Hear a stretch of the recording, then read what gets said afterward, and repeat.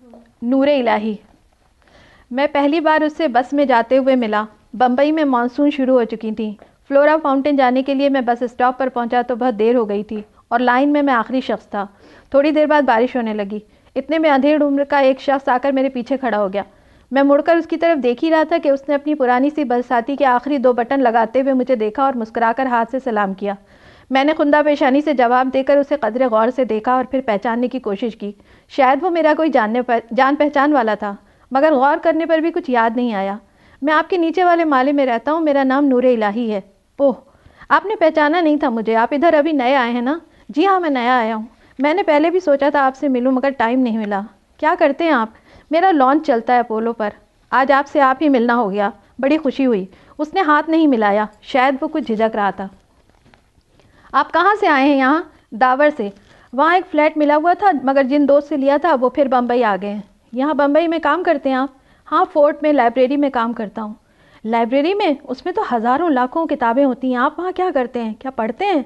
میں وقت کاٹنے کے لیے کسی قدر مڑ کر اسے لائبریری کا کام اور اس کا نقشہ سمجھاتا رہا اور کیٹلاگر کی ذمہ داری کیا ہوتی ہے یہ بتاتا رہا۔ اس کے چہرے پر کچھ کرب کے آثار نظر آئے مگر میں نے دیکھا وہ میری بات بڑی دلچسپی اور انہماک سے سنتا رہا۔ میں سمجھ گیا، مجھے وہاں جانے کا بڑا شوق ہے مگر میں پڑھا لکھا نہیں ہوں۔ مہربانی سے ذرا آپ اپنا پاؤں اٹھا لیں۔ اس نے ہاتھ سے نیچے کی طرف اشارہ کیا۔ میں نے نیچے نگاہ کی تو دیکھا میرے جوتے کی ایڑی اس کے کینوس کے شو کے پنجے پر رکھی ہے۔ گھبرا کر میں نے اپنا پاؤں ہٹا لیا۔ میں نامعلوم کب سے اسی طرح کھڑا اس کا پاؤں کچل رہا تھا۔ انتہائی شرمندگی کے ساتھ میرے منہ سے نکلا، ارے اوفو، میں معافی چاہتا ہوں، آپ نے پہلے کیوں نہ بتا دیا؟ مجھے بالکل معلوم نہ ہوا۔ آپ بات کر رہے تھے نا؟ ہمارے حضور کسی کی بات نہیں کاٹتے تھے، پوری بات سن کر پھر کچھ بولتے تھے۔ اس کے لہجے میں اتنا یقین، اتنی سادگی، اس قدر معصومیت تھی کہ کسی کو بھول کر بھی بناوٹ یا شیخی کا خیال نہیں آ سکتا تھا۔ میں اس کی بات سن کر بہت متاثر ہوا مگر اور باتیں ہونے سے پہلے بس آ گئی اور لائن آگے بڑھنے لگی۔ بس میں نیچے کی جگہ قریباً بھر گئی تھی، ایک سیٹ خالی تھی۔ میں نے نور الہی کو آگے بڑھ کر اس جگہ بٹھا دیا اور خود اوپر کے حصے میں چلا گیا۔ فلورا فاؤنٹین پہنچ کر جب میں نیچے اترا تو نور الہی نے مڑ کر مجھے دیکھا۔ میں مسکرایا اور ہاتھ کے اشارے سے سلام کر کے اتر گیا۔ لائبریری تک میں اسی کے متعلق سوچتا ہوا گیا۔ مجھے تعجب سا تھا، کوئی ایسا سادہ لوح شخص بھی ہو سکتا ہے اور وہ بھی بمبئی کی زندگی میں؟ مگر شاید ایسا ہونا بمبئی ہی میں ممکن تھا۔ لیکن شام کو جب میں باہر نکلا تو مجھے اس بات کا خیال نہ تھا، بالکل اسی طرح جیسے اس لائبریری میں کتاب کے صفوں میں لوگ اپنے آپ کو، اس دور کی قسمت کو، اس دنیا کی نجات کو ڈھونڈنے آتے ہیں اور شام کو میری طرح خالی ذہن کے ساتھ باہر نکلتے ہیں۔ کچھ دن گزر گئے۔ اتوار کے دن میں کھڑکی کے پاس آرام کرسی پر لیٹا سگریٹ پی رہا تھا۔ گہرے بادل بدستور چھائے ہوئے تھے مگر پھر بھی دن خوشگوار تھا۔ بادلوں کی تابناکی اور مشرق کی سرخی سے صاف اندازہ ہو رہا تھا کہ سورج نکل چکا ہے۔ سامان لادنے کا ایک ٹرک سڑک چھوڑ کر اسی طرف آ رہا تھا۔ میں اسے دیکھنے لگا۔ ہماری بلڈنگ کے پاس وہ آ کر رک گیا۔ ڈرائیور نے ہارن بجایا اور تھوڑی دیر بعد نور الہی اس کے پاس جاتا نظر آیا۔ سلام کے بعد ڈرائیور سے اس نے کچھ باتیں کی، پھر بلڈنگ کی طرف منہ کر کے اشارہ کیا۔ مجھے کھڑکی میں دیکھ کر اس نے ہاتھ سے سلام کیا اور مسکرایا۔ 2-3 بچے دوڑتے ہوئے آئے اور والہانہ نور الہی سے چمٹ گئے۔ اتنے میں میری بیوی کی آواز آئی۔ کمرے کے دروازے میں وہ دونوں بچوں کے ساتھ کھڑی تھی۔ بولی، آج نور الہی بلڈنگ کے سارے بچوں کو سیر کے لیے لے جا رہے ہیں، کیا ہم اپنے بچوں کو بھی بھیج دیں؟ بچے میرے پاس آ کر ضد کرنے لگے۔ میں نے اجازت دے دی۔ وہ اچھلتے غل مچاتے لوٹ گئے۔ مجھے معلوم ہوا کہ وہ سب شام کو لوٹیں گے، اس لیے میں اپنی بیوی کو ساتھ لے کر ایک دوست کی بیوی سے ملانے لے گیا۔ قریب سپہر تک ہم لوٹے۔ سینے پر چڑھتے ہوئے دوسرے مالے پر کسی کے تیز تیز بولنے اور برا بھلا کہنے کی آواز آئی۔ میری بیوی نے ہاتھ کے اشارے سے بتایا، یہی نور الہی کا فلیٹ ہے اور یہ اس کے لڑکے کی آواز ہے جو گودی میں قلیوں کا ٹھیکیدار ہے، کافی کھاتا پیتا ہے، شادی ہو چکی ہے، مزاج کا تیز ہے، ماں باپ سے اتوار کی چھٹی میں ملنے آتا ہے، ہر بار کوئی نہ کوئی بات ایسی ہی ہوتی ہے، باپ سے کچھ لیتا دیتا نہیں، بس یہ جھگڑا چلتا ہے کہ روپیہ جمع کرو بینک میں رکھو، باپ مانتا نہیں، وہ بھی بڑا سخت ہے۔ دروازے تک پہنچتے پہنچتے سب باتیں سن کر میں نے تعجب سے بیوی سے پوچھا، تمہیں یہ سب کیسے معلوم ہوا؟ وہ مسکرا کر بولی، کچھ نہیں، میں ذرا پڑوسیوں سے ملنے گئی تھی، ان کے ہاں بھی سلام دعا ہو گئی۔ یہ سن کر مجھے اطمینان ہو گیا کیونکہ عورتیں 7 پشتوں کی معلومات حاصل کرنے کو سلام دعا کے نام سے ہی یاد کرتی ہیں، اور میری بیوی ایک عورت ہی تھی مگر میری نظر میں ایک سیدھے ملنسار شخص اور شفیق باپ کی صورت تھی، اور یہ باتیں اس تاثر کے برعکس تھیں۔ مجھے کچھ الجھن ہونے لگی۔ میں نے اپنی بیوی سے کہا، اچھا اور باتیں معلوم ہو تو ضرور بتانا۔ یہ سن کر وہ کھل اٹھی اور میری اس فراغ دلی سے خوش ہو کر چائے بنانے چلی گئی۔ کچھ دن اور گزر گئے۔ میری بیوی اکثر وقت نور الہی کے ہاں گزارتی رہی اور تعلقات بڑھتے رہے۔ لائبریری کی کتابیں اس دوران پہلے سے بھی زیادہ وقت لیتی رہیں مگر کچھ نہیں ملتا تھا سوائے لگی بندھی تنخواہ کے۔ میں روپیوں کے لیے کافی پریشان تھا کیونکہ چھوٹا بچہ اچانک بیمار ہو گیا تھا اور ڈاکٹر کے انجیکشن آدھی سے زیادہ تنخواہ جذب کر چکے تھے۔ ایک دن دفتر آیا تو بچے کے پاس پلنگ کے پاس میز پر ایک تھیلی میں پھل رکھے دیکھے۔ مجھے کچھ غصہ آیا، میں نے آواز دی، بیوی آئی تو میں نے پوچھا اتنے سارے پھل کیوں لے آئیں؟ وہ میرے لہجے کا روکھا پن دیکھ کر کچھ رکی، پھر بولی وہ آپ کے پڑوسی نور الہی آئے تھے اسلم کو دیکھنے، وہی لائے تھے۔ میں نے کہا بھی تھا اتنے پھل کیا ہوں گے؟ یہ سن کر میرے غصے کا پارا اتر گیا۔ کوٹ اتار کر چائے پیتے ہوئے میں نے پوچھا ان کو کیسے پتہ چلا کہ اسلم کی طبیعت ٹھیک نہیں؟ بیوی نے کہا ان کی بیوی ذرا آ کر جھانک گئی تھیں، ان سے سلام دعا میں ذکر آ گیا۔ میں یہ سن کر مسکرانے لگا اور نور الہی کے متعلق سوچتے ہوئے میں نے یہ اندازہ کیا کہ آدمی اچھا ہے۔ پھر 2 دن کے بعد پھلوں کی ایک اور تھیلی آئی اور میں نے دوسرے دن ایک دوست کے یہاں سے آئے ہوئے سب آم اس کے پاس بھجوا دیے۔ یوں میرے سر سے کچھ بوجھ اتر گیا۔ میلاد کی تعطیل تھی، میں کہیں سے واپس آیا تو زینے پر نور الہی آہستہ آہستہ ایک آدمی کے ساتھ چڑھتا جا رہا تھا۔ آواز اور اس دوسرے شخص کا انداز دیکھ کر مجھے یقین ہو گیا کہ یہی نور الہی کا بیٹا ہے۔ دوسری منزل پر مڑتے ہوئے نور الہی کی نگاہ مجھ پر پڑی، رک کر اس نے بڑے اتفاق سے مجھے سلام کیا۔ میں کسی قدر شرمندگی کے ساتھ جواب دے کر معذرت کی کہ اس سے اتنے دنوں تک مل نہیں سکا۔ وہ خود معذرت کرنے لگا کہ رات بہت دیر سے آنے کے سبب وہ خود بھی کبھی ملنے نہیں آ سکا۔ بیٹا بے تعلق نظروں سے مجھے دیکھتا رہا۔ نور الہی نے میری طرف اشارہ کر کے کہا یہ ہمارے اوپر کے نئے پڑوسی ہیں۔ ہاتھ کے اشارے سے اس نے سلام کیا۔ نور الہی اصرار کر کے مجھے اپنے گھر میں لے گیا، کمرے میں بٹھا کر وہ دوسری طرف چلا گیا۔ میں نے اس کے بیٹے سے رسمی طور پر بات چیت شروع کر دی۔ جب مجھے اندازہ ہوا کہ میں اس کے متعلق پہلے بھی کچھ جانتا ہوں تو وہ خندہ پیشانی سے باتیں کرنے لگا۔ میں بولا کچھ دن ہوئے میں اوپر جا رہا تھا، تب آپ گھر میں کچھ خفگی سے باتیں کر رہے تھے۔ آج بھی آپ دونوں میں کچھ تیز گفتگو ہو رہی تھی، کیا معاملہ ہے؟ کچھ بات ہو گئی ہے؟ ایسا معلوم ہوا کہ جیسے دل کا بخار نکالنے کے لیے اسے کسی ایسے ہی پوچھنے والے کا انتظار تھا۔ باپ کے متعلق وہ شکایتوں سے بھرا ہوا تھا۔ اس کی شکایتیں عجیب بھی تھیں اور ٹھیک بھی۔ اس کا باپ اپنا روپیہ بینک میں جمع نہیں کراتا تھا، کہتا تھا سود لینا اور دینا دونوں حرام ہے۔ پھر کہاں جاتا تھا یہ روپیہ؟ یہ بتاتا نہیں۔ گھر میں ضرورت بھر کا فرنیچر تک نہیں ہے۔ ماں کے پاس جو زیور تھا وہ شادی کے بعد گروی رکھ کے سٹے میں ختم کر دیا۔ پھر کچھ عرصے بعد توبہ کی اور 4.5 سال سے لانچ کا کام کر رہا ہے۔ پہلے کلینر بنا، پھر کچھ روپے جمع کر کے ایک لانچ میں حصے دار ہو گیا اور اب 4.5 سال سے اپنی 3 لانچ چلاتا ہے۔ کافی آمدنی ہے، مگر چھٹی کے دنوں میں بھی روز ہی کے ریٹ سے سواری بٹھاتا ہے۔ سارے لانچ والے خفا ہیں۔ اچھا چلیے کوئی بات نہیں، مگر گھر میں لائے نہ جو کچھ کمائے۔ ماں کو تب سے ایک زیور بھی بنوا کر نہیں دیا، خالی لگا بندھا خرچ دیتا ہے ماں کو اور بس خلاص۔ آخر ساری رقم کہاں جاتی ہے؟ کئی بار پوچھا، کچھ نہیں بتاتا۔ سیدھی بات تو یہ ہے کہ توبہ یوں ہی کر لی تھی، سٹے کی لت ابھی تک چھوٹی نہیں ہے۔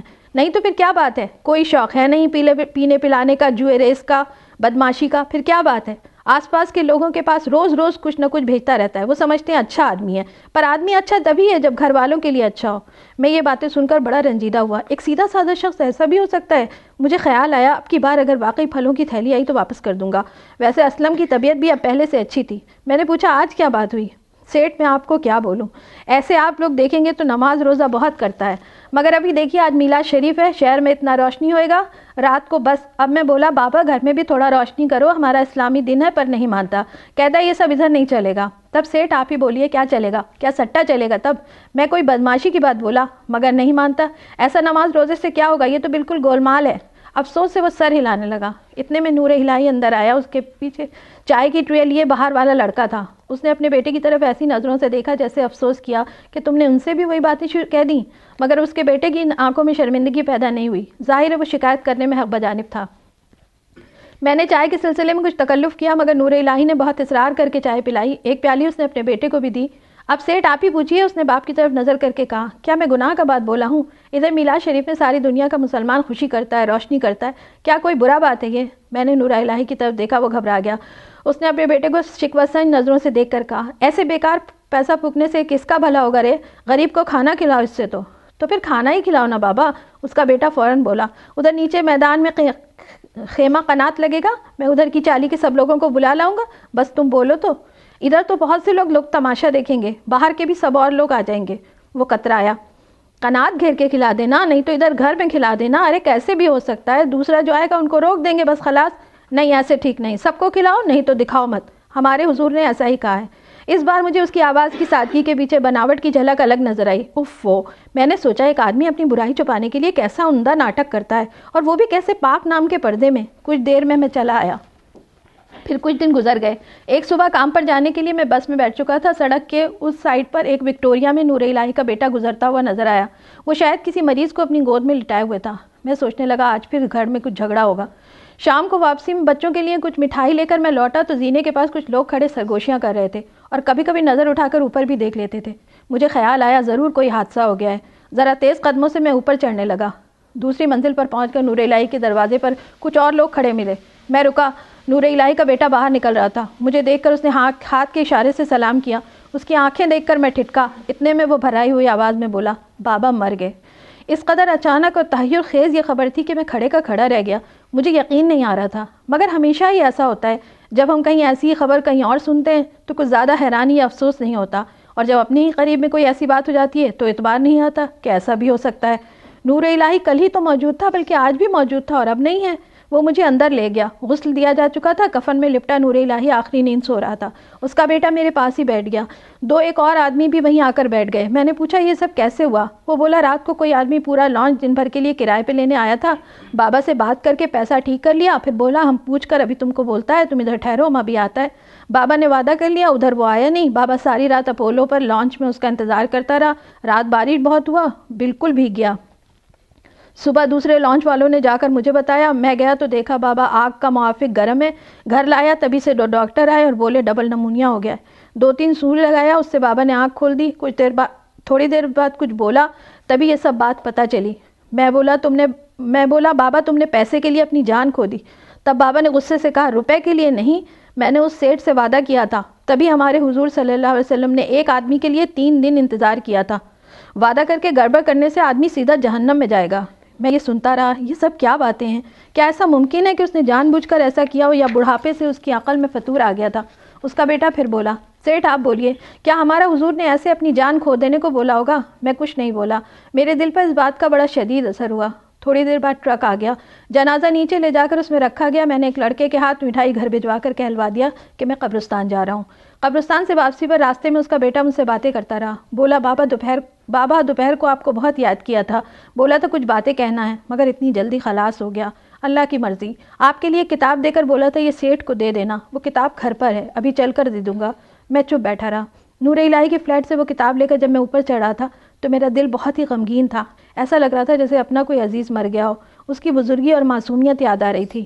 گھر آ کر پتہ چلا بیوی نور الہی کی بیوی کے پاس گئی ہوئی ہے۔ بچے کمرے میں ایک طرف کھیل رہے تھے۔ میں چپ چاپ ایک کرسی پر بیٹھ گیا اور کتاب کھول کر دیکھنے لگا۔ یہ بڑے سائز کی ایک نوٹ بک تھی جس میں مختلف جگہ پتے، کچھ عدد اور ان کے سامنے کچھ رقمیں لکھی ہوئی تھیں۔ کہیں کہیں کسی تاریخ کے نیچے کھلونا، فٹ بال یا دوسری کھیل کی چیزوں کے نام لکھے تھے، جن میں کچھ کٹی ہوئی تھیں۔ کہیں کسی اسکول کا نام اور پتہ تھا۔ ان کے آگے بھی کچھ عدد تھے۔ کتاب کے آخر میں بہت سی حدیثیں ترتیب بار، کبھی نیلی کبھی کالی سیاہی اور موٹے پتلے قلموں سے لکھی ہوئی تھیں۔ ساری نوٹ بک پہ پینسل سے جگہ جگہ پتوں پر اور کچھ حدیثوں پر بھی کچھ نشان بے ڈھنگے انداز سے بنے تھے۔ نوٹ بک کے آخری صفحے پر 2 رسیدیں رکھی تھیں۔ ایک کسی اسکول کی فیس کی رسید تھی اور دوسری کچھ کتابوں اور کاپیوں کی۔ بہت دیر الٹنے پلٹنے پر بھی میری سمجھ میں کچھ نہیں آیا یہ کس لیے ہے۔ میرے نام نہ اس میں کوئی خط تھا نہ بات تھی۔ پھر نامعلوم نور الہی نے اسے مجھے دے دینے کی ہدایت کیوں کی؟ سوچتے سوچتے میرے ذہن میں ایک ایسا خیال آیا جس سے میں واقعی چونک پڑا۔ کہیں ایسا تو نہیں کہ نور الہی واقعی سٹا کھیلتا ہو اور یہ اس کی یادداشت ہو؟ تحریر یقیناً کسی دوسرے ہاتھ کی تھی، نور الہی لکھا پڑھا نہیں تھا۔ اس نے اپنے بیٹے سے یہ بات چھپانے کے لیے کتاب مجھے دلائی ہوگی۔ ذہن میں ایک عجیب سی گھٹن پیدا ہونے لگی۔ نہ اس خیال سے پیچھا چھوٹتا تھا، نہ اس پر یقین کرنے کو جی چاہتا تھا۔ پھر بھی کتاب کے اندر پتوں کے ساتھ مختلف ادیات کو سچ سمجھنے کی طرف دل مائل ہوتا تھا۔ میں نے پریشان ہو کر نوٹ بک الماری میں رکھ دی۔ جیسا بھی ہو، دوسری دنیا کے اس باسی کے لیے اب کوئی رائے قائم کرنا بیکار ہے، یہ سوچ کر میں نے دوسرے کاموں میں اپنے آپ کو الجھا لیا اور یہ بات ذہن میں دھندلا گئی۔ پھر اس واقعے کو قریب ایک ہفتہ ہو گیا۔ میں صبح چائے پی رہا تھا کہ دروازہ کسی نے کھٹکھٹایا۔ میں نے اٹھ کر کھولا تو ایک دبلا پتلا نوجوان مغمون چہرے کے ساتھ کھڑا تھا۔ مجھے دیکھ کر اس نے سلام کیا اور بولا، میں نور الہی صاحب کے گھر گیا تھا، وہاں سے مجھے آپ کے پاس بھیجا گیا ہے۔ میں نے کہا اندر آ جائیے۔ وہ کمرے میں آ کر چپ چاپ کرسی پر بیٹھ گیا۔ اس کا لب و لہجت بمبئی والوں کا سا نہ تھا، اس لیے مجھے اندازہ ہوا کہ وہ مقامی رہنے والوں میں سے نہیں ہے۔ میں نے چائے پیش کی، اس نے معذرت کی، پھر کچھ رک کر بولا، میں نور الہی صاحب کا ایک جاننے والا ہوں، وہ میرے پاس آیا کرتے تھے۔ اس بار نہیں آئے تو مجھے فکر ہوئی، انتظار کے بعد لکھے ہوئے پتے کے ذریعے یہاں پہنچا، آیا تو پتہ چلا کیا ہوا۔ اللہ ان پر اپنی رحمتیں نازل کرے۔ اس کی آنکھوں میں آنسو بھر آئے۔ وہ بولا، اپنے باپ کے مرنے کا رنج نہیں ہوا، تب میں بہت چھوٹا تھا، مگر ان کے مرنے نے مجھے بتا دیا کہ باپ کا مرنا کیسا ہوتا ہے۔ رومال سے آنسو پوچھ کر وہ بولا معاف کیجیے میرا آپ سے کوئی تعارف نہیں ہے، میں نے یہ خبر سننے کے بعد یہ معلوم کیا تھا کہ میرے نام ان کا کوئی خط یا پیغام ہے، مگر کچھ پتہ نہ چلا، صرف اتنا معلوم ہوا کہ آپ کے پاس ان کی دی ہوئی ایک نوٹ بک ہے، اسی لیے میں آپ کے پاس آیا ہوں، کیا اس میں میرے لیے کچھ ہے؟ میں نے جواب دیا اس میں پتوں اور 2 رسیدوں کے سوا کچھ نہیں۔ وہ بولا کہ آپ مہربانی کر کے مجھے وہ نوٹ بک دکھا دیں گے؟ مجھے تامل ہوا، میرے ذہن میں وہی سٹے والی بات گھوم گئی، کیا یہ لڑکا اسی سٹے کا دلال تو نہیں جو نوٹ بک دیکھ کر باقی رقمیں جا کر وصول کر لے؟ میں بولا معاف کیجیے، جب تک آپ اسے دیکھنے کا مقصد یا یہ نہیں بتائیں گے کہ آپ کا اور نور الہی صاحب کا کیا تعلق تھا، اس وقت تک میں کیسے فیصلہ کر سکتا ہوں کہ مرحوم کی کوئی چیز آپ کو دینا ٹھیک بھی ہے یا نہیں؟ وہ تھوڑی دیر چپ چاپ کچھ سوچتا رہا، اس کے انداز میں ایسا اضطراب تھا جو مجبوراً کسی راز کو ظاہر کرنے والے کا ہوتا ہے۔ پھر اس نے کہا میں آپ سے اس امید پر بات کہہ رہا ہوں کہ شاید اس سے کچھ فائدہ ہو، نور الہی صاحب سے سب سے پہلے میں 4 سال ہوئے ملا، میں فلمی دنیا کے شوق میں کانپور سے آیا تھا، مگر یہاں آ کر معلوم ہوا کہ اس شوق کا پورا ہونا کتنا مشکل ہے۔ چند دن میں بالکل جیب خالی ہو گئی اور گھر بے حد یاد آنے لگا۔ ایک دن ڈاک خانے میں پوسٹ کارڈ لے کر میں میز کے قریب کھڑا خط لکھ رہا تھا، ایک شخص بڑے پیار سے بولا بیٹا ذرا یہ پتہ لکھ دو۔ میں نے مڑ کر منی آرڈر فارم اس سے لے کر اس کی نوٹ بک سے پتہ نقل کر دیا۔ 15 روپے کا منی آرڈر تھا۔ بھیجنے والے کا پتہ پوچھا تو وہ بولا اس ڈاک خانے کے پوسٹ ماسٹر کی معرفت لکھ کر نور الہی لکھ دو۔ میں کچھ حیران ہوا مگر پھر لکھ دیا۔ وہ شکریہ ادا کرتے ہوئے بولا کسے خط لکھ رہے ہو؟ میں نے کہا اپنی ماں کو۔ وہ کچھ ٹھہر کر باتیں کرنے لگا، پوچھنے پر میں نے سارا حال بتا دیا۔ وہ بولا اچھا خط لکھ کر یہیں ٹھہرو۔ منی آرڈر دے کر وہ پھر میرے ساتھ آیا، مجھے ساتھ لے کے اپولو بندر آیا۔ وہاں ایک لانچ میں بیٹھ کر اس نے میری باتیں سنی، پھر مجھے بہت سی باتیں بتائیں، بہت کچھ سمجھایا۔ اس کے کہنے سے کچھ کام کرنے پر میں آمادہ ہو گیا۔ یہ تھی میری ان سے پہلی ملاقات۔ کچھ روز میں نے ان کے ساتھ لانچ پر کام کیا، مگر مجھے سمندر میں گھومنے سے قے ہو جاتی تھی۔ تب وہ ایک سائیکل والے دوست کے پاس لے گئے، وہاں میں سائیکل مرمت کا کام سیکھنے لگا۔ اب مرمت کرنے کے علاوہ میں سائیکل کے پرزوں کا ہول سیل کام بھی کرتا ہوں، ماں کو خرچ بھی بھیجتا ہوں۔ ایک زینے کے نیچے کوٹری میں نے دکان بھی کھول لی ہے۔ نور الہی صاحب میرے پاس شروع سے ہر ہفتے آتے ہیں۔ انہوں نے مجھے کچھ زیادہ روپے نہیں دیے تھے، شروع میں کچھ دن میرے کھانے کا بندوبست کیا تھا اور بس، مگر انہوں نے مجھے روپوں سے زیادہ بڑی چیز دی، انہوں نے مجھے اپنی عزت کرنی سکھائی، ایک شریف آدمی کی طرح رہنے کا طریقہ سکھایا، اور وہ بھی اس شہر میں جہاں صرف اسی طرح رہنا ممکن نہیں۔ میں نے کبھی بھی ان کے کسی کام آنا یا ان کے گھر جانا یا ان کے کسی عزیز سے ملنا چاہا تو ہر بار انہوں نے مجھے منع کر دیا۔ بس اس سارے عرصے میں ہفتے کے ہفتے آ کر کچھ پتوں پر وہ 15 روپے کے منی آرڈر کراتے تھے۔ وہ کچھ دیر رکا، پھر میری طرف دیکھتے ہوئے بولا کیا آپ اندازہ کر سکتے ہیں وہ پتے کس کے ہوں گے؟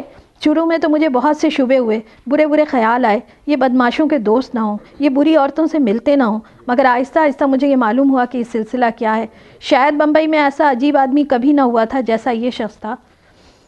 وہ اسی علاقے کی نامعلوم کتنی غریب اور لاوارث عورتوں کو چپکے چپکے یہ روپے بھیجتے تھے۔ بہت سے اسکول کے بچوں کی فیس وہ بغیر بتائے ادا کرتے تھے۔ ان کی آمدنی کافی تھی مگر پھر بھی اتنی نہیں جتنے پتے ان کے پاس تھے کہ سب کو بھیج سکیں، اس لیے وہ ہر مہینے کچھ پتوں پر نشان لگا کر انہی میں سب برابر بھیج دیتے تھے۔ مدد تو بہت لوگ دوسروں کی کرتے ہیں، مگر یہ عجیب انداز کی مدد تھی جس میں دنیا کے کسی انسان کو خبر نہ تھی کہ کس نے دیا اور کس نے لیا۔ اگر وہ پڑھے لکھے ہوتے تو شاید مجھے بھی عمر بھر یہ بات معلوم نہ ہوتی۔ ان پتوں میں کچھ ان کے تھے جن کو وہ جانتے تھے، کچھ کے قریب وہ رہتے تھے، کچھ عورتوں کو انہوں نے دیکھا تک نہ تھا اور کچھ کے صرف بچوں سے واقف تھے۔ یہ بات شروع میں مجھے اس طرح معلوم ہوئی کہ ایک بار ایک منی آرڈر واپس آیا، لکھا تھا پانے والا کہیں اور چلا گیا۔ ان کو بڑا معلوم ہوا تو بڑا افسوس کرتے رہے۔ میں نے پوچھا کون تھی؟ کہنے لگے یہ نہیں معلوم، ایک بہت ضرورت مند عورت تھی، ایک لانچ والے نے بتایا تھا، دیکھا نہیں۔ مجھ سے کھلونے اور مٹھائیاں پھل منگواتے اور منی آرڈر لکھوانے کے بعد وہ سب چیزیں لے کر کہیں چلے جاتے۔ بعض دفعہ دیر ہو جانے پر اتنا ان کے منہ سے ضرور نکلا بچے راہ دیکھ رہے ہوں گے، میں سمجھتا اپنے بچوں کے لیے کہہ رہے ہیں، مگر ابھی نیچے آ کر پتہ چلا کہ ان کا تو صرف ایک لڑکا ہے اور اس کی بھی شادی ہو چکی ہے۔ وہ چپ ہو گیا۔ شاید یہ باتیں بھی اس نے اس طرح کہی تھیں جیسے اس کا ذکر کرنا بھی ان باتوں کی توہین معلوم ہوتا۔ کھڑکی سے آسمان نظر آ رہا تھا، پریشان بادل کسی کو ڈھونڈتے پھر رہے تھے۔ وہ پھر بولا میں کبھی ان کے متعلق کچھ نہ جان سکا، میں ان پتوں میں سے کسی پر بھی کبھی نہ پہنچا۔ مجھے معلوم تھا ان کو بہت دکھ ہوگا، مجھے ان کا دل دکھانا کسی قیمت پر منظور نہ تھا۔ بہت دن تک انہوں نے اپنے گھر کا پتہ تک نہیں دیا، اور دیا تو تاکید کی کہ آنا نہیں۔ اپنی نوٹ بک وہ میرے سامنے بیٹھ کر صرف منی آرڈروں کے پتے لکھنے کے لیے دیتے تھے، منی آرڈر خود ہی جا کر کرتے تھے۔ شروع میں وہ مجھ سے ہر ہفتے ایک حدیث نوٹ بک پہ لکھواتے جسے وہ کسی سے زبانی یاد کر کے آتے تھے، پھر یہ سلسلہ بند کر دیا۔ پوچھنے پر کہا اب یہ سب یاد ہو گئی ہیں، ان پر چلنا باقی ہے۔ کوئی نئی حدیث اس کے بعد انہوں نے کبھی نہیں لکھوائی۔ پہلے میری سمجھ میں نہیں آتا تھا، مگر اب خیال آیا شاید اس لیے کہ وہ ابھی ان سب پر چل نہ پائے ہوں گے۔ کھڑکی سے موٹروں کے ہارن مدھم چیخوں کی طرح سنائی دیتے تھے۔ میں سوچ رہا تھا یہ کون مر گیا جس کے مرنے پر زمین کا سینہ شق نہیں ہوا، آسمان ٹوٹ کر نہیں گرا، لیکن نامعلوم کتنے انسانوں کو زندگی میں پہلی بار پتہ لگا ہوگا کہ اپنوں کے علاوہ کسی غیر کے مرنے پر بھی آنسوؤں کے سوتے ابل پڑتے ہیں اور علم دھاڑے مار مار کر روتا ہے۔ مگر ابھی کئی یتیموں کو معلوم نہیں ہوا تھا کہ وہ دراصل آج یتیم ہو گئے ہیں۔ بہت سی بے قصبے ماؤں کو دوسری بار اپنے سہاگ کے اجڑنے کی خبر نہ ہوئی تھی۔ کچھ بوڑھے باپ ابھی اس آخری بیٹے کے دلدوز خاتمے سے لا علم تھے، اور یوں کوئی بات نہیں ہوئی تھی۔ بمبئی ویسا ہی تھا۔ میں آپ سے التجا کرتا ہوں کہ اس نوٹ بک میں اگر کوئی پیغام میرے لیے نہیں بھی ہے تب بھی آپ اسے مجھے دے دیں۔ مجھے ان پتوں پر یہ اطلاع دینی ہے کہ وہ شخص اب کہاں ہے جو ان کا کچھ نہ ہوتے ہوئے بھی بہت کچھ تھا۔ اب میرے پاس بھلا کیا جواب تھا؟ میں چپ چاپ اٹھ کر نوٹ بک لایا اور اس کے سامنے رکھ دی، لیکن کچھ پس و پیش کے بعد میں نے کہا، میرا خیال ہے ان پتوں کو آپ اس کام میں نہ لائیں تو بہتر ہے، کیوں نہ آپ اس شخص کی داستان یوں ہی رہنے دیں جو شاید اپنے وقت سے پہلے پیدا ہو گیا تھا۔ مگر میں آپ سے سچ کہتا ہوں وہ آج ہی کے لیے بنے تھے۔ اگر وہ کل کے لیے ہوتے تو خدا ان کو اس وقت پیدا نہ کرتا۔ مگر آپ کی یہ رائے ٹھیک ہے، کسی کو اطلاع نہ دینا ہی اچھا ہے، مگر پھر بھی آپ یہ نوٹ بک مجھے عنایت کر دیں۔ اب اس سے کیا فائدہ ہوگا؟ میں نے کہا، نور الہی کے ختم ہونے سے تو اب یہ بھی ختم ہو گئی۔ نہیں، وہ سر جھٹک کر مضطربانہ بولا، یہ نوٹ بک کبھی ختم نہ ہوگی۔ کیا میں اتنا بدقسمت ہوں کہ ایک ایسے شخص کی روایت بھی زندہ نہیں رکھ سکتا جس نے زندگی میں کچھ مانگا نہیں، صرف دیا؟ نوٹ بک کھول کر اندر کے پتوں کو دیکھتے ہوئے وہ بولا، جیسے بھی ہوگا میں ان میں سے کسی کو بھی یہ احساس نہیں ہونے دوں گا کہ نور الہی مر گیا ہے۔ میں نے اس نوجوان کی طرف نگاہ کی تو اس کے وجود کے پیچھے مجھے ایک اور نور الہی جنم لیتا نظر آیا۔ مجھے اطمینان ہو گیا، واقعی نور الہی اب نہیں مر سکتا۔